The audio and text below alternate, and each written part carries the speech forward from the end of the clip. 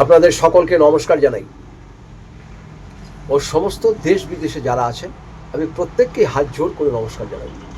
2026 আপনাদের সারা বছর যেন ভালো যায়, এটাই ঈশ্বরের কাছে আমার প্রার্থনা রইল।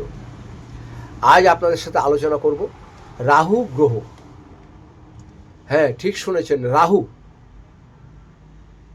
যাদের রাহু খুব খারাপ, আপনি কি করে বুঝবেন রাহু আপনার খারাপ? দেখবেন রাহু খারাপ হলে আপনার যে ঘটনাগুলো ঘটবে এটা আপনার মধ্যে হবেই।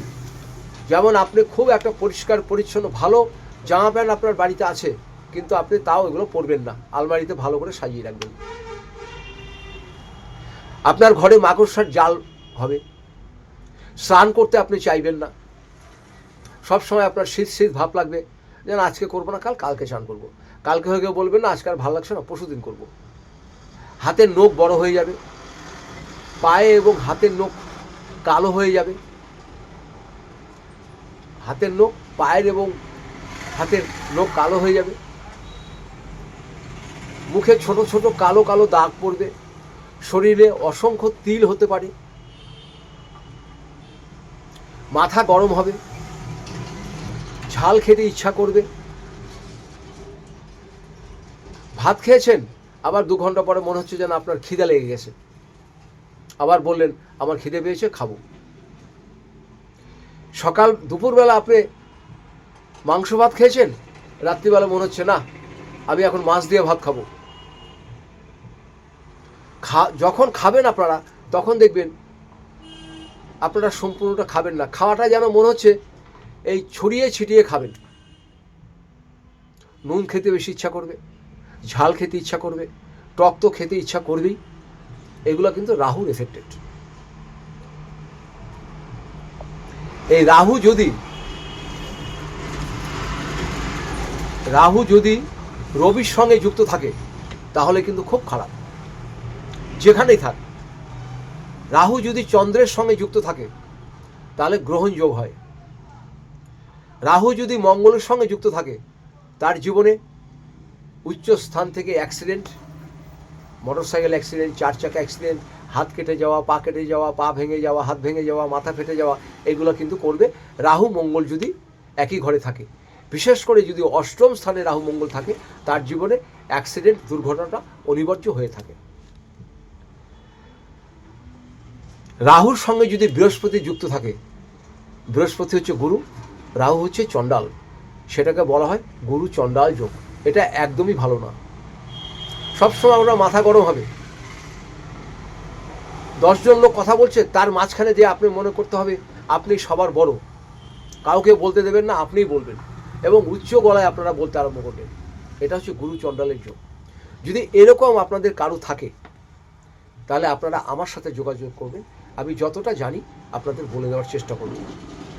আর আপনারা রাহু শান্তির জন্য একটি কবচ অবশ্যই ধারণ করবেন। আর যদি রাহুর পুজো আপনারা দিতে চান, আমি একটি জায়গার নাম বলে দিচ্ছি। নাসিকের কাছে কালাহস্তি বলে একটি মন্দির আছে। নাসিকের কাছে কালাহস্তি বলে একটি মন্দির আছে। সেই মন্দিরে পুজো দিলে রাহু শান্ত হয়। এছাড়া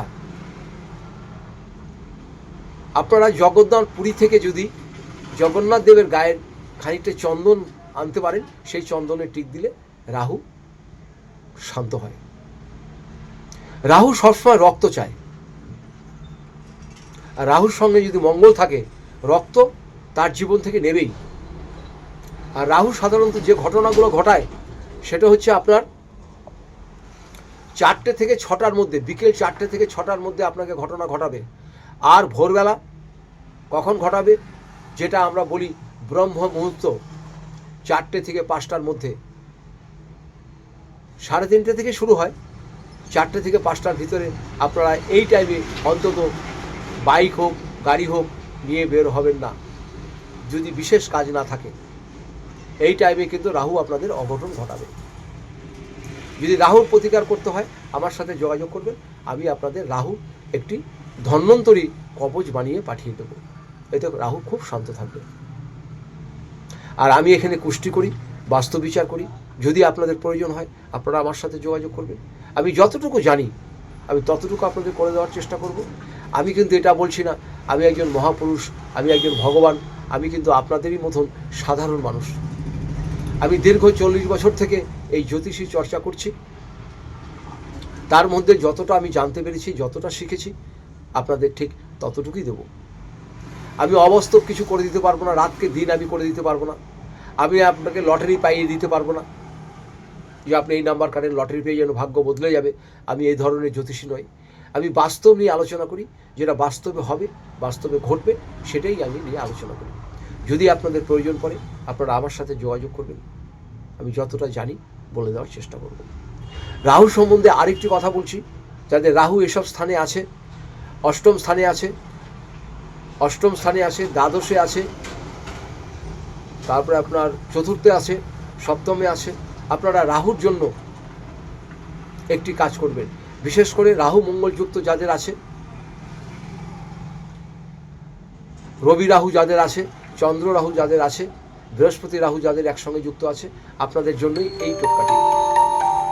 যে কোনো কালী মন্দিরে যাবেন, সেখানে আপনি নিত্য বলি হয়, এমন কালী মন্দিরে যাবেন যেখানে নিত্য বলি হয়।